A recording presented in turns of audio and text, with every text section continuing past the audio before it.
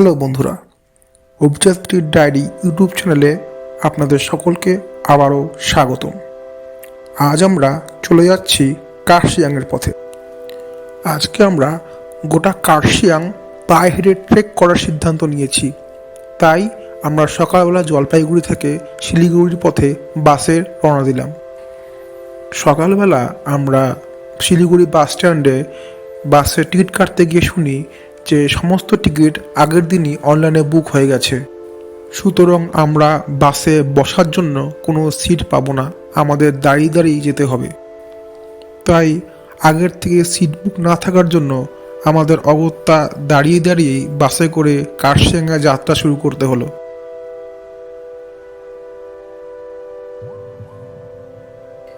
কার্শিয়াং যাওয়ার পথে আমাদের বাস একটা স্টপেজে থামলো ব্রেক নেওয়ার জন্য।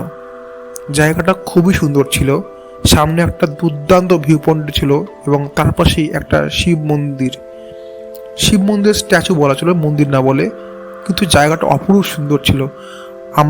আমি আর আমার দুই বন্ধু মিলে ওখানে গিয়ে কিছুক্ষণ সময় কাটালাম বাকি সহযাত্রীদের সাথেই। তারাও ফটো তুলতে মগ্ন হলো আর তার সাথে আমরাও।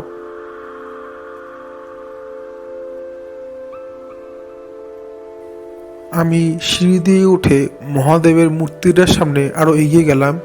সেখানে গিয়ে আমি চারপাশের ভিউ পয়েন্টটাকে আরও সুন্দর আর স্পষ্টভাবে দেখতে পেলাম। চারদিকে অপরূপ পরিবেশ, দুর্দান্ত সিনারি, চারদিকে পাহাড়ের সারি আর খুবই সুন্দর আবহাওয়া।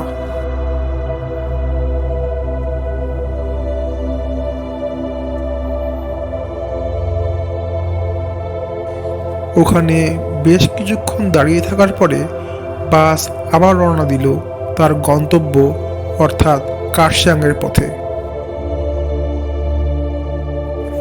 অবশেষে আমরা কার্শিয়াং শহরে পৌঁছে গেলাম। কার্শিয়াং শহরে পৌঁছেই আমরা বিন্দুমাত্র সময় নষ্ট না করে ডাউহুলের পথে যাত্রা শুরু করলাম পায়ে হেঁটে। যেহেতু আমাদের এই ট্রেকটা একটা ওয়ান ডে ট্রেক অর্থাৎ একদিনের ট্রেক, তাই আমাদের কাছে সময় খুব সীমিত। এই কম সময়ের মধ্যেই একদিনের মাথায় আমরা যতটুকু পারি ততটুকুই আমরা ট্রেক করার চেষ্টা করব। আমাদের মূল উদ্দেশ্য ডাউহিলটা পুরোটা ঘুরে দেখা, যতটুকু যাওয়া যায় আর কি ততটুকু ঘোরা, তারপর সেখান থেকে কার্শিয়াংয়ের অন্য জায়গাগুলি ঘুরে দেখা পায়ে হেঁটে। যেহেতু ডাউহিলের মেন রাস্তাটা অনেকটা ঘুরে যেতে হয়, তাই ওইখান দিয়ে পায়ে হেঁটে ট্রেক করলে অনেকটাই দেরি হয়ে যেতে পারে। সেই জন্য আমরা লোকাল লোকেদের পরামর্শে একটা শর্টকাট রুট ধরে ডাউহুলের দিকে যাত্রা করি। জায়গাটা দেখতেই পাচ্ছেন যে কতটা ন্যারো একটা পাথ। এটা কিছু কিছু জায়গায় কারো কারো বাড়ির ভিতর দিক দিয়ে, স্কুলের পিছন দিক দিয়ে আমরা এই যাত্রাটা করেছি। হাঁটতে হাঁটতে আমরা বেশ অনেকটা দূর চলে এসেছি।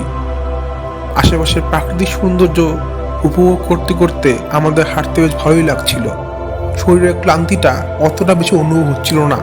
পথে হাঁটতে হাঁটতে আমরা একটা বাদুড়ের দল দেখতে পেলাম। ওখানে অনেক বাচ্চা এবং প্রাপ্তবয়স্ক বাদর ছিল, দেখতে ভালোই লাগছিল বেশ। অবশেষে আমরা ডাউহিলে পৌঁছে গেলাম। এই এলাকাটা জুড়ে অনেক রকম গল্প কথা এবং লোককথা প্রচলিত আছে। তার সত্য মিথ্যা যাচাই করার আমরা কেউ নই, কিন্তু তবুও এখানকার লোককথাগুলো এতটাই প্রচলিত বা এতটাই ফেমাস যে দূর দূর থেকে মানুষ এই ডাউহিল জায়গাটা ঘুরতে আসে। আমি এই ডাউহিলে এই নিয়ে দ্বিতীয়বার ট্রেকিং করতে আসলাম।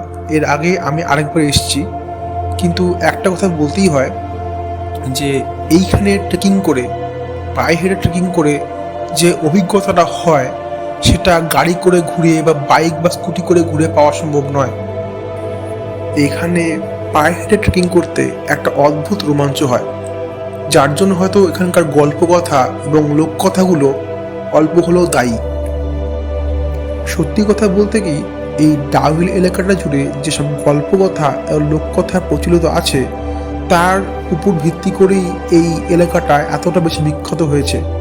নয়তো হয়তো এই জায়গাটাকে অত মানুষ চিনতও না বা অত মানুষ আসতেও না, একটা সাধারণ কার্শিয়াংয়ের ফরেস্ট এরিয়া হয়ে পড়ে থাকতো জায়গাটা।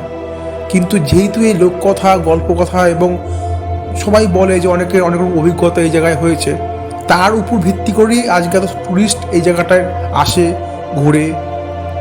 আমরাও তাদের মধ্যে একজন। আমি আগেও একবার এসেছি, এইবার দ্বিতীয়বার আসলাম। ট্রেকিং করতে একটা অসাধারণ অনুভূতি হয় বা এখানে এক্সপিরিয়েন্স হয়, যেটা বলে বোঝানো যায় না।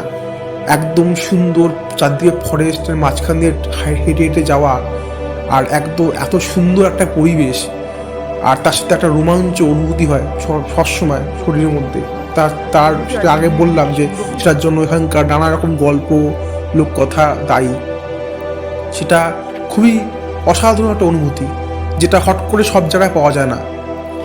আমরা এখন একদম অন্য একটা রুট দিয়ে যাচ্ছি, অন্য একটা রাস্তা, যে রাস্তা দিয়ে সচরাচর কোনো ট্যুরিস্ট হোক বা কেউই যায় না, শুধুমাত্র লোকালরা মাঝে সাঝে যাতায়াত করতে পারে। কিন্তু আমি আগের বারে রাস্তা দিয়ে গেছি, কিন্তু কোনো লোকালকেও এখানে যেতে দেখিনি। এই জায়গাটা বলতে গেলে জনমানবহীন শূন্য হয়ে পড়ে থাকে, কিন্তু এই রাস্তাটা খুবই সুন্দর। দেখতেই পাচ্ছেন কত সুন্দর জায়গাটা। এই রাস্তাটা সম্পূর্ণ একটা পায়ে হাঁটা রাস্তা, দেখতেই পাচ্ছেন। সুতরাং এখানে বাইক গাড়ি তো দূরের কথা, সাইকেল নিয়ে হয়তো আসা যাবে না। এখানে আসতে গেলে পায়ে হেঁটেই আসতে হবে। আর এই রাস্তাটা অনেকটা পিছন দিকে, একটা অন্য রাস্তা, এটা একটা অন্য রুটের রাস্তা, মানে ডাউহিলে যাওয়ার মেন রাস্তার মধ্যে এটা পড়ে না। এটা অনেকটা শর্টকাট হয়ে অন্য দিক দিয়ে আমরা এসছি জায়গাটাতে।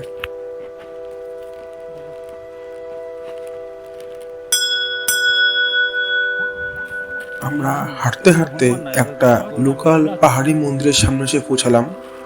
জায়গাটা একদম নির্জন, জনমানব শূন্য। এখানকার লোকেরা হয়তো এখানে এসে পুজো দেয়, যদিও আমরা এখন পর্যন্ত হাঁটতে হাঁটতে একটা লোকেরও দেখা পাইনি এই জায়গাটাতে।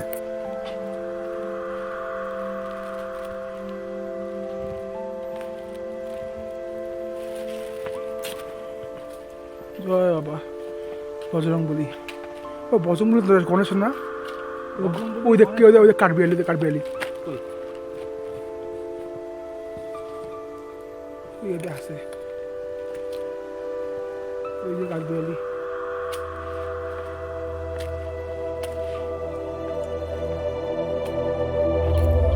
জায়গাটা জঙ্গলে ঘেরা, নিস্তব্ধ নির্জন একটা জায়গা। আশেপাশের পরিবেশ খুবই শান্ত, নিরিবিলি। জায়গাটা সুন্দর, কিন্তু গাছ মোছমে পরিবেশ।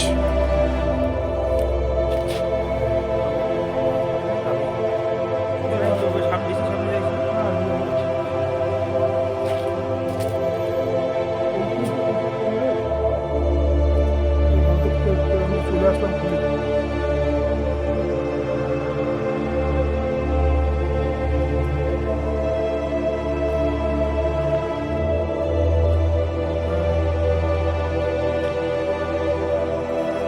আমি শুনছি এই পাহাড়ি মন্দিরগুলো, এই নির্জন লোকাল মন্দিরগুলো খুব জাগ্রত হয়, আর এখানে অনেক তন্ত্রমন্ত্র অনেক সময় করা হয়।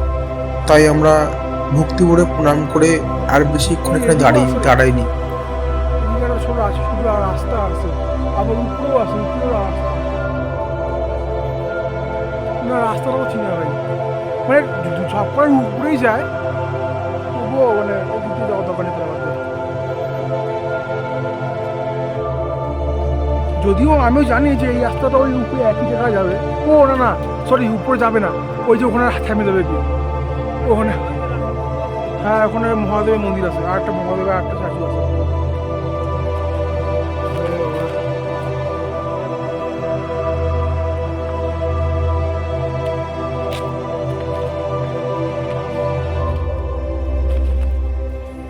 এখন আমরা হাঁটতে হাঁটতে আরো উপরের দিকে উঠে যাচ্ছি।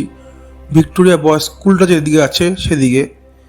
আশেপাশের প্রকৃতিটা একদম নির্জন, যেটা আগেও বললাম। আমাদের হেঁটে হেঁটে খুবই ভালো লাগছিল, মনোরম পরিবেশ, কোনো কোলাহল নেই। যদিও এখানে গা শিরশির করা ভয়টা আমরা কখনো অনুভব করিনি। আমরা প্রকৃতিটাকে এতই উপভোগ করছিলাম যে আমাদের ওইসব ভয় বা ওইরকম একটা সেন্সেশন কাজ করছিল না। আমাদের একটা রোমাঞ্চকর অনুভব হচ্ছিল আমাদের মনের মধ্যে। আমরা ভিক্টোরিয়া বয়েজ স্কুলের সামনে পৌঁছে গেছি। কার্শিয়াং থেকে ডাউহিল একটানা হেঁটে আমরা খুবই ক্লান্ত হয়ে গিয়েছিলাম এবং খিদেও খুব পেয়েছিল।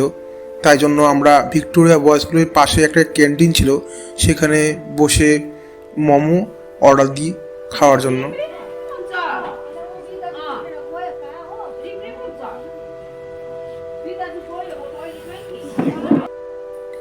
মোমোটা খুবই সুস্বাদু ছিল। আর সব থেকে বড় ব্যাপার ছিল এটা আটা তৈরি মোমো, যেটা জলপাইগুড়িতে আমি কখনোই কোথাও পাইনি। তো আমাদের এটা একটা নতুন অভিজ্ঞতা হলো আটা তৈরি মোমো খাওয়া। খুবই সুস্বাদু মোমো ছিল, আর স্যুপটা খুব দারুণ ছিল। কেমন লাগছে স্যুপটা? আচ্ছা, আপনাদের একটা কথা বলে রাখি, আমরা ডাউহিলে এসে ভিক্টোরিয়া বয়েসের ভিতর যে ডাউহিল চার্চ, মানে কুখ্যাত ডাউহিল চার্চ, যেটাকে নিয়ে মানে নানা রকম গল্প লক্ষ্যতা প্রচলিত আছে, সেই চার্চেও আমরা গেছিলাম। সেই চার্চের ফটো তুলেছি, ভিডিও করেছি, কিন্তু নির্দিষ্ট কিছু কারণের জন্য, কিছু লিগাল কারণের জন্য আমরা সেই ভিডিও আর ফটো এখানে দিতে পারলাম না। সেটা আমার নিষেধ আছে দেওয়া। শুধু এটুকুই বলে রাখি যে ডাউহিলটা আপনারা যদি ঘুরতে আসেন অবশ্যই ঘুরুন, কোনোখানে যাতে নিষেধ নেই, যারা বাধা নিষেধ নেই, কিন্তু ভিক্টোরিয়া বয়েজ স্কুলে না ঢোকাই ভালো। ওটা একটা রেস্টুরেন্ট এরিয়া, একটা প্রতিষ্ঠান, শিক্ষা প্রতিষ্ঠান। তো সেখান থেকে আপনার দূরত্ব যতটাই বজায় রাখবেন ততই আপনার জন্য মঙ্গল, কেন ওই জায়গাটাতে টুরিস্টদের অ্যালাউ নেই।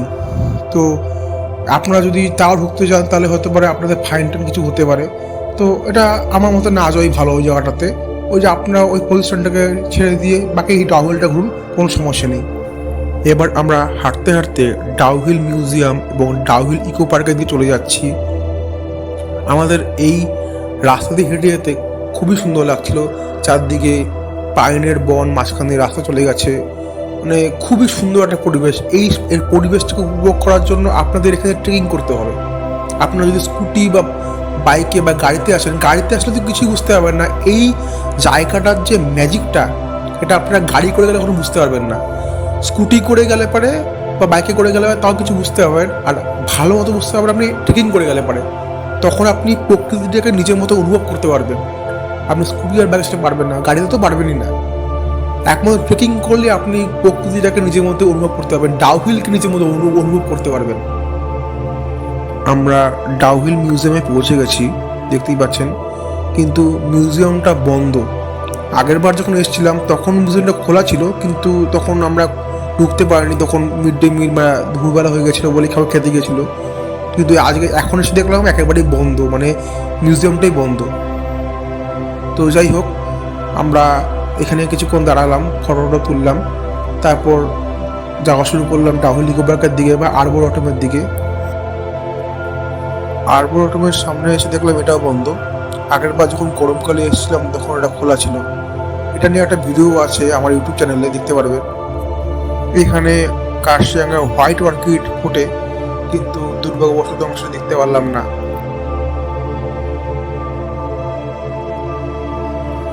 এটা ডাউহিল ইকো পার্ক, এটা একটা বাচ্চাদের পার্ক, দেখতেই পাচ্ছেন। এখানে আমরা ঢুকিনি, ঢোকার প্রয়োজন বোধ করিনি, ওই জন্য পাস করে চলে গিয়েছি। এখন আমরা ডাউহিল থেকে হনুমান টপের উদ্দেশ্যে রওনা দিয়েছি।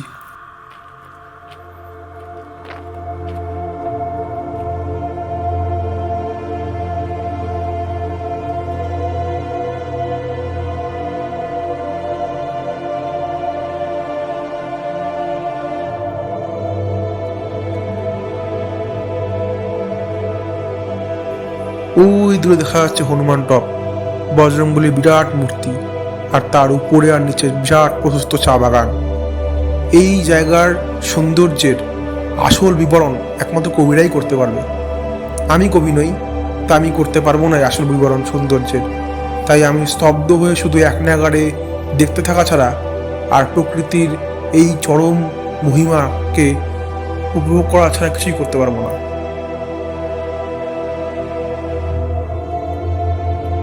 সময় ফুরিয়ে আসছে, মনে হয় আমরা এই হনুমান টপ থেকে আর অন্য কোনো জায়গায় যেতে পারবো না। না যাওয়াটাই স্বাভাবিক, আর আমরা প্রচণ্ড ক্লান্ত, তাই আমরা এই হনুমান টপটাই হয়তো শেষ পর্যন্ত দেখতে পারবো। তারপর আমাদের বাড়ি ফেরার জন্য বাস ধরতে হবে। পাহাড়ি পথ দিয়ে হাঁটতে হাঁটতে আমার বুদ্ধদেব বসুর একটা কবিতা মনে পড়ে গেল। কবিতাটার নাম তপবন। তোমার স্তব্ধতা গভীর ধ্যান, তোমার গহন বন দিগন্তের আহ্বান, পাহাড়ের চূড়ায় নেমে আসে সূর্যের আলো, ঝর্ণার ধ্বনিতে ভরে ওঠে প্রার্থনার পালা, তোমার বুকে বয়ে যায় শীতল হাওয়া, নদীর তীরে বসে সন্ন্যাসীর ধ্যান, পাখিদের কুজন মিলিয়ে যায় দূর বনান্তে। তোমার বুকে জীবন খুঁজে পায় নীরব আনন্দ। তুমি অজানা রহস্যের চিহ্ন, তুমি চিরন্তন প্রকৃতির প্রাণ। তোমার স্তব্ধতা ভাঙে কেবল ঝর্ণার গান। তুমি একান্ত তপবন, মহাজীবনের মান।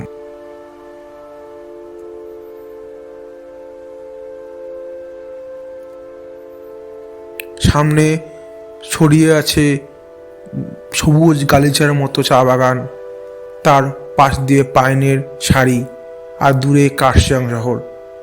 এই দৃশ্য সহজে ভোলার না। এই দৃশ্য যতবারই দেখা যায় ততবারই এর সৌন্দর্য দ্বিগুণ হয়ে যায়।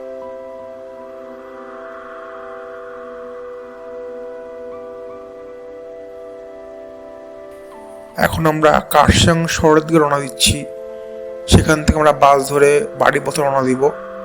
আমাদের এই ওয়ান ডে ট্রেকটা আজকের মতো শেষ হলো। পায়ে হেঁটে আমরা একদিনের মধ্যে যতটুকু ঘোরা সম্ভব ছিল ততটুকু আমরা ঘুরে ফেলেছি।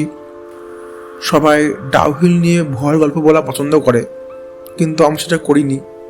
আমি ডাউহিলের ব্রাইট সাইডটা দেখানোর চেষ্টা করেছি, যে জায়গাটা কতটা সুন্দর। এখানে ট্রেকিং করতে আসলে কতটা সুন্দর একটা অনুভূতি হয়। প্রকৃতির মাঝখানে আপনার হাঁটছেন, সেটাই দেখানোর চেষ্টা করেছি আমরা এখানটা। আমার ভিডিও আপনাদের পছন্দ হয়ে থাকলে পারে লাইক, শেয়ার, কমেন্ট, সাবস্ক্রাইব করবেন। তার সাথে বেল নোটিফিকেশন অন করে দেবেন যাতে লেটেস্ট আপডেটগুলো আপনারা পেতে পারেন। ধন্যবাদ।